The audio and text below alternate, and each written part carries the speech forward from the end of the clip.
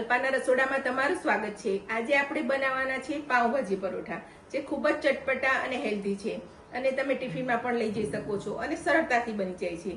તો ચાલો રેસીપી જોઈએ। તમે મારી ચેનલને સબસ્ક્રાઇબ કરજો, લાઈક કરજો અને શેર કરજો। તો પાવભાજી પરોઠા બનાવવા માટે પહેલા મેં અહીંયા વટાણા અને બટેટા બાફી લીધા છે। તો આપણે પરાઠા બનાવવા માટે આટલા વેજીટેબલ લીધા છે। આ ગાજર, ટમેટું અને કોબી આ બધું ઝીણું ઝીણું ચોપ કરી લીધું છે। લીલા ધાણા ધોઈ લીધા છે। આ બટાણા બટેટા બાફી લીધા છે। આ રેગ્યુલર મસાલા છે। આદુ ક્રશ કરેલું છે। પાવભાજી મસાલો છે અને તેલ છે। તો હવે આપણે બનાવશું। તો આપણે પેન મૂકી દીધું છે અને એની અંદર આપણે હવે 2 ચમચા જેવું તેલ એડ કરીશું અને થોડું બટર નાખીશું। તો આપણું બટર મેલ્ટ થઈ ગયું છે। તો એની અંદર પહેલા આપણે કોબી નાખી દઈશું। તો તમારે ડુંગળી નાખવી હોય તો તમે અહીંયા ડુંગળી નાખી શકો છો। તો આપણી કોબી હવે સંતળાઈ ગઈ છે। તો એની અંદર આપણે પહેલા આદુ નાખી દઈશું। તમારે લસણ નાખવું હોય તો આદુની સાથે તમે લસણની 5-6 કળી પણ ક્રશ કરી લેવાની। તો હવે આપણે આ ગાજર નાખી દઈશું અને આ વટાણા બટેટા બાફેલા છે આપણે એને પણ આમાં એડ કરી દેવાના છે અને આને બધા ક્રશ કરી લઈશું આ દબાવીને આપણે।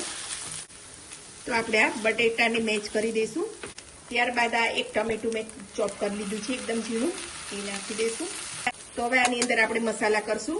2 ચમચી જેવું મીઠું નાખી દઈશું, 1 ચમચી લાલ મરચું, ધાણા જીરું અને હળદર, અને આ છે પાવભાજી મસાલો, એ આપણે અંદર નાખવાનો છે।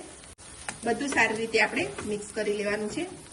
તો આપણો મસાલો સારી રીતે કૂક થઈ ગયો છે। હવે એની અંદર લીલા ધાણા નાખી દઈશું આપણે અને 1 ચમચી જેટલો આપણે લીંબુનો રસ નાખવાનો છે। બધું સારી રીતે મિક્સ કરી અને અહીંયા તમારે ટેસ્ટ કરી જોવાનું છે કે કેવી આપણી ભાજી બની છે। તો આપણી ભાજી એકદમ ટેસ્ટી તૈયાર થઈ ગઈ છે। હવે આપણે પછી પરોઠા બનાવશું।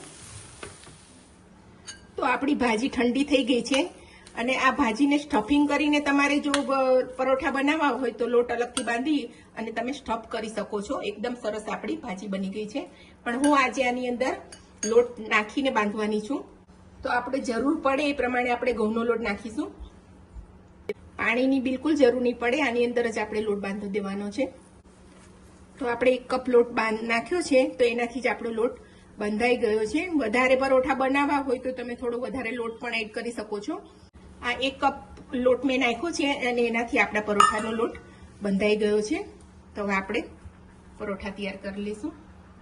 તો આપણે ગુલ્લા કરી લીધા છે અને હળવા હાથે આપણે વણી લેવાના છે। તો એકદમ સરસ આપણા પરોઠા વણાય છે।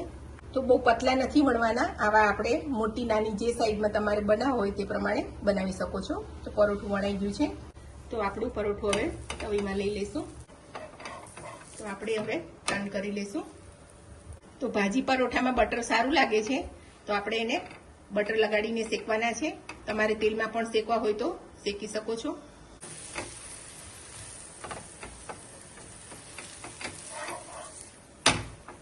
તો આ રીતે થોડી થોડી કિનારીને એવું દબાવી અને આપણે શેકી લેવાનું છે। તો આપણું પાવભાજી પરોઠું તૈયાર થઈ ગયું છે।